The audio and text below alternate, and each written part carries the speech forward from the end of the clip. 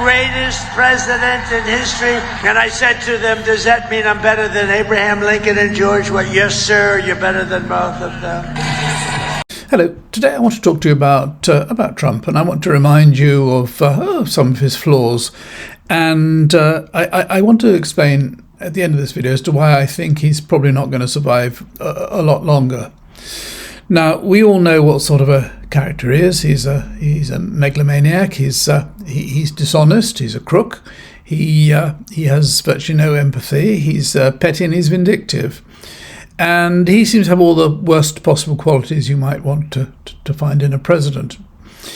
We saw a couple of instances last week that gave us a little bit more idea about his personality. The first was that ridiculous AI video where he was flying a jet plane and it had King Trump written on the outside, and he was wearing a crown, and this was in response to the No King's Parade. He was showing them that in fact he thinks he's going to be a king, and that's his intention, or an emperor at least.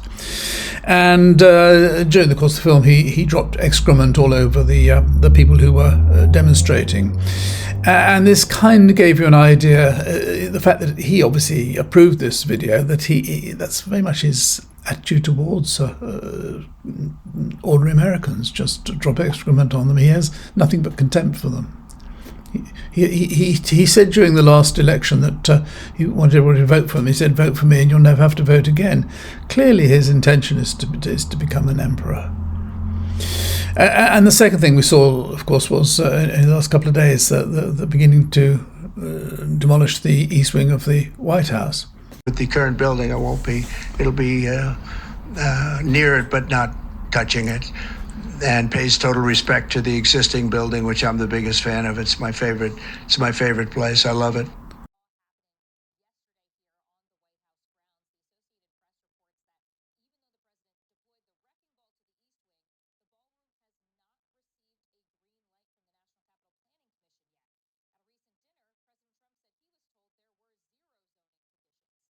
It's not his house. He's got no right to do that. But you can see that his obsession at the moment, he's now got power. He's now the president. He's now the most powerful man in the world.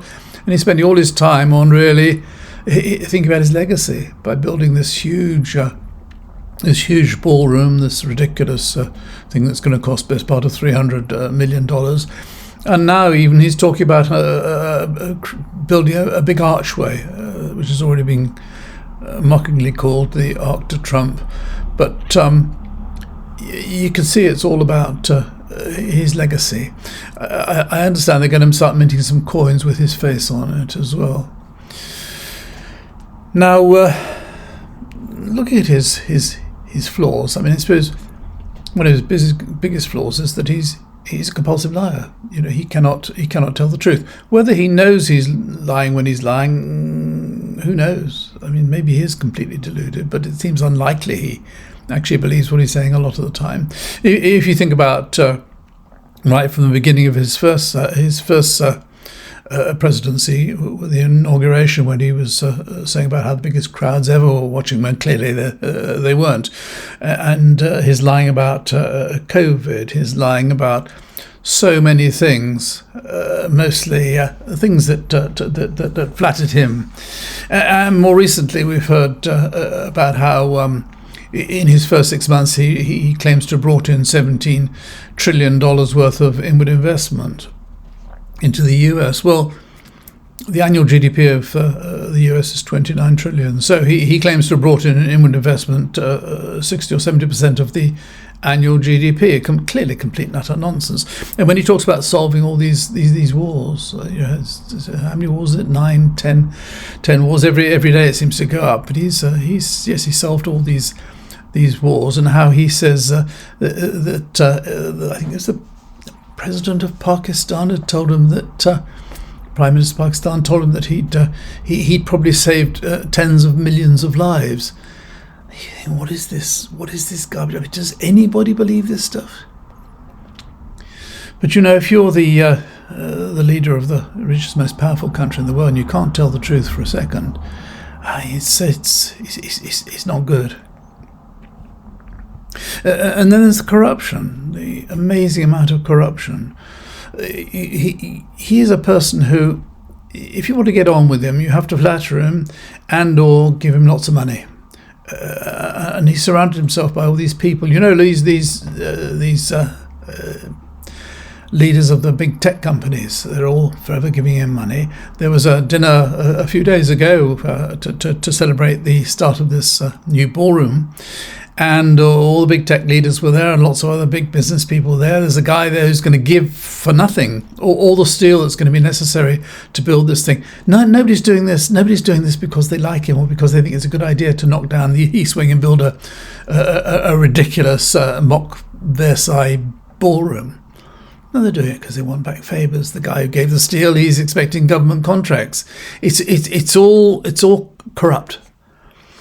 And I suppose that's how he's run his business throughout his life. And you see other things. For example, you see how he goes off and on political matters and ends up getting deals. You saw how with the when he started applying the tariffs back in March, and Vietnam was particularly heavily hit. And then Eric Trump goes off to Vietnam and announces that they're going to build a big entertainment complex there and hotels and all the rest of it, and lo and behold, the tariffs on Vietnam were slashed or removed. I can't remember which, but anyway, much reduced. It's all doing deals to make money for themselves. It's really corrupt. And I suppose one of the worst of all was the Bitcoin business, the scam whereby he said that the Trump family have made $3 billion through this Bitcoin scam. But not only that,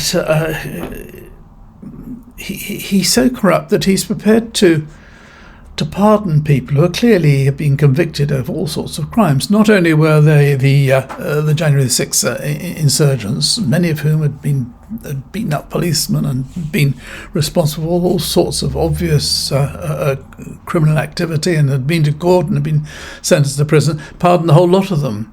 And then there's a whole lot of other people who, presumably because they've come up with some money or something, who've also been pardoned. And I just ran off a list of the various people some of the people who he has pardoned. And I've got a list here. I won't go through the names, but I've got a list here of the sort of crimes for which they had been convicted, and many of them were serving long prison sentences. One guy was in for life. And these are the sort of crimes that they committed, but they've all been pardoned thanks to Trump.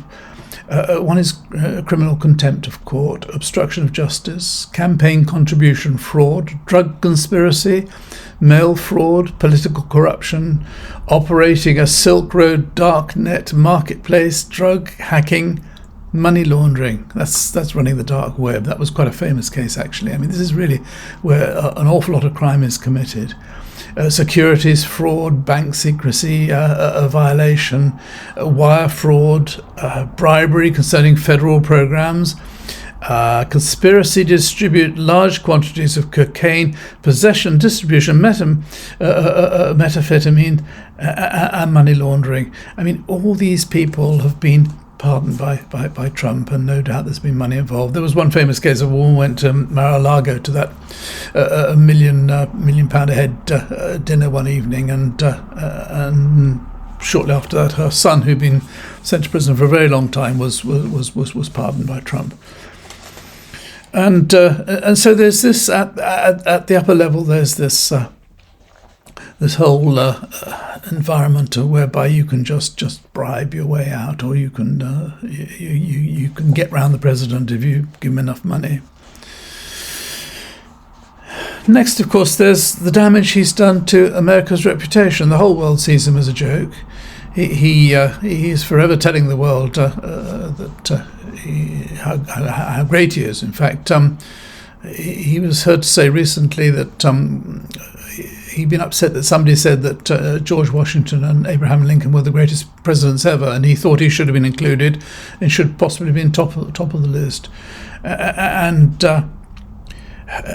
you look at the chaos he's causing worldwide, how his threat to leave NATO. Don't tell us what we're going to feel.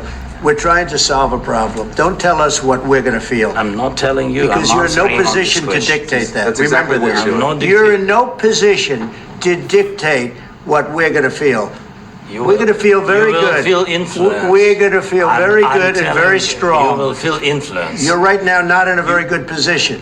You've allowed From the yourself very- to be in a from very the bad very position, beginning and he of the happens war. to be right about From the it. very beginning of the war. You're not Mr. in a good Brown, position. I You don't was have the cards right now.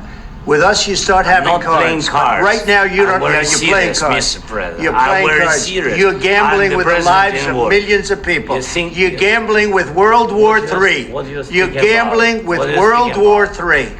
Second And my question. second question for President Zelensky. No. Why don't you wear a suit? And you look at his speech at the United Nations. I did a video about that because it was just so ridiculous and so pathetic. And you see how he treats other world leaders. You see how Starmer obviously thought the way to go was to go and flatter him, and he went along with his letter for. Well, I'll show you the video in a moment. His letter inviting Trump for another a state visit, and how that was soon forgotten. As soon as the state visit took place, he couldn't care less about Starmer or the UK or anything. It is my pleasure to bring from His Majesty the King a letter. He sends his best wishes and his regards, of course, but he also asked me to bear this letter and bring it to you. So can I present Yes. the letter from the King to Thank you very much.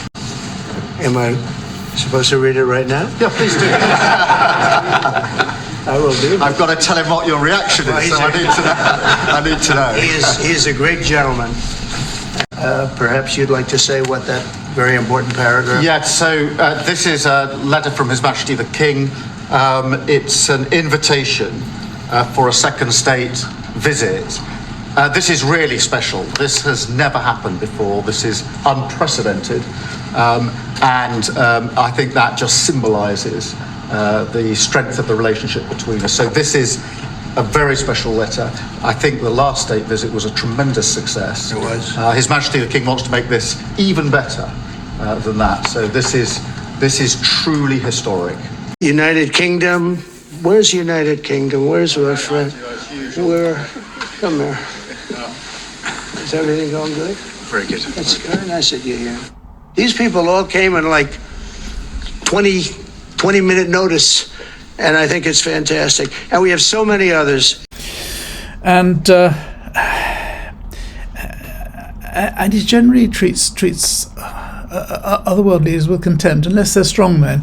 He seems to like very much people like Viktor Orban or Erdogan or Milei in Argentina, or Kim Jong-un or Putin. And there's lots of questions about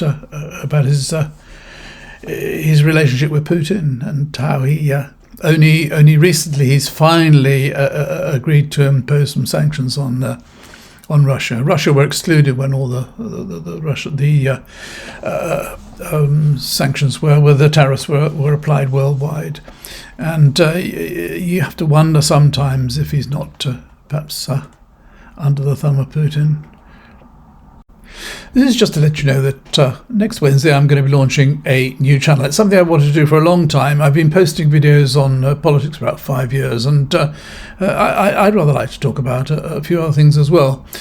The sort of subjects I'm going to be talking about are the sort of things that we all think about from time to time, such as what's the meaning of life, and is there a God, and is there life after death, and what's the secret of happiness, and how will AI affect us and change the world, and so on. These sorts of subjects, and I hope that it might provoke a bit of interest and some comments and some discussion. If you'd like to have a look, it'll be launching at 6 o'clock on Wednesday. I will leave a link below this video as soon as the new channel is up and available, and so I hope to see you there. And then there's the cost to American business. I mean, these tariffs have been incredibly damaging. You know, he thought in his naivety that he was going to bully China. No, America depends on China for an awful lot of not only rare earth materials now, but I mean, if 3/4 of the stock of Walmart comes from China, and to slap on these huge tariffs and start having a spat with them was really, really, really stupid, because the Chinese are much smarter than he is. And so one of the things the Chinese did right from the start was to say, okay, we're going to stop buying soybeans from you. Now, until then, the Chinese were the biggest buyers of soybeans in the world. They had bought from America 2 years ago 31.7 million tons of soybeans, worth about 12.3 billion. And this year they bought none, not a single soybean. Instead, they went straight off to Brazil and did a deal with the Brazilians, and then they went to Argentina and did a deal with them. So they're getting all their soybeans from Brazil and Argentina, and none from America. Well, of course, this had a profound effect upon American producers. So the harvest this year will have been the same as usual, and they have all these soybeans, no idea what to do with them. Farmers are going bust right, left and centre, and really, really, really getting angry about this. This is on top of the fact that in California we know that fruit and vegetable growers are having terrible problems because of ice frightening away all their workers. And so for the agricultural sector, it's caused enormous damage. For many others, manufacturers who have to import components and so on for whatever they're making, they've all been hit because of the tariffs. And it's also so stupid and so senseless. And it's also, it all seems part of this idea that he can do anything. He's so powerful, and that people are just going to buckle. And the funny thing about the soybeans is that he, for some reason or other, just he felt like it, he gave 20 billion to Argentina a couple of weeks ago, and there's a possibility of another 40 billion to follow. So he's giving money to Argentina, who are now selling soybeans to China, and his own farmers are going past. And there are other industries, you might have seen films lately of Las Vegas. It's deserted, there's nobody there now. It's really in a terrible crisis. All sorts of firms are closing down and going bust. And that's going to go on and on and on. And also the effect of the tariffs is going to become much more noticeable as fewer and fewer goods are being imported. And the result is, of course, that prices are going up, terrific price inflation. He will tell you that it's coming down. He'll tell you that the business has never been better, and that the economy has never been better. As I said, he says that 1 year ago, America was dead. He keeps saying it, and now it's the hottest economy in the world. Keeps saying the hottest economy in the world. And so it's the consumers, it's the ordinary American who's really suffering. They're suffering with inflation. They're suffering with the general chaos. For example, the government closing down, and that's all because one woman, a lady called Adelita Griela, is a congresswoman. She was elected as a congresswoman from Arizona, and when she does get to Congress and she votes, she'll be the 218th vote, which will she will have the casting vote to force the release of the Epstein tapes, and that's something obviously Trump is very, very keen to avoid. And so this government lockdown is going on and on and on, and they're quite satisfied with that. But the consequence for ordinary Americans is really, really serious. And this is where I think there are going to be problems. I think there's going to be a lot of social unrest very soon, because there are something like 40 million people in America who depend upon food aid. In other words, they haven't got enough money to buy food. And if you're in a situation where you haven't got enough money to buy food, whatever money you've got coming in is spent immediately. And so if it stops coming in, then you've nothing to eat. And 40 million is a lot of people. That's a big proportion of the American population who depend upon it. And as from next week, that money will all stop. And so there are going to be an awful lot of people who are going to be very desperate. And it seems to me highly likely. I mean, if you have no food and you've got no money, and what do? Do you sit home and starve to death? I mean, it's unlikely. You're probably more likely to go out and start doing a bit of looting, a bit of robbery, and a bit of crime to try and get some money to somehow or other just to survive. 40 million people are going to be in a position from the end of next week whereby they're wondering how they're going to survive. He doesn't care. He's cutting taxes for Mark Zuckerberg and Elon Musk and all the rest of them. And so, as I say, I think that's going to provoke a lot of disorder, and I think people are going to come out onto the streets. I just don't see how. And I think also, all these senators and congressmen and congresswomen, they're going to be absolutely overwhelmed with complaints from their constituents, and I think they're going to start thinking, is this right? Is this guy? Is he really acting in our best interests?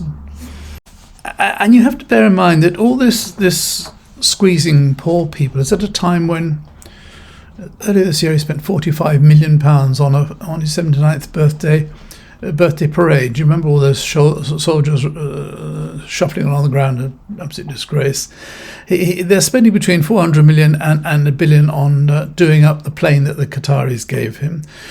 Kirsty Noem, the Secretary of State for Homeland Security, she's just spent £172 million on a jet because it'll make it easier for her to get around.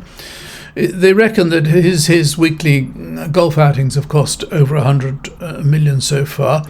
250 million on the ballroom, although of course he's expecting people to chip in to pay for that.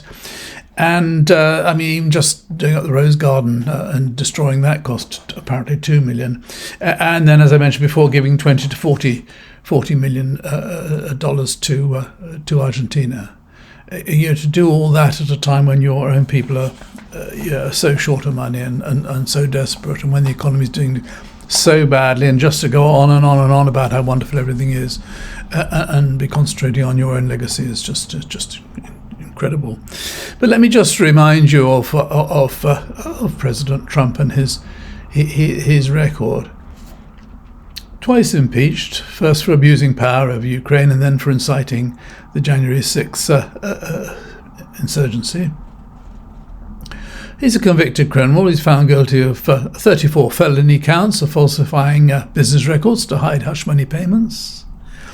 He's facing 91 criminal charges across 4 jurisdictions, including conspiracy to defraud the United States and election interference in Georgia.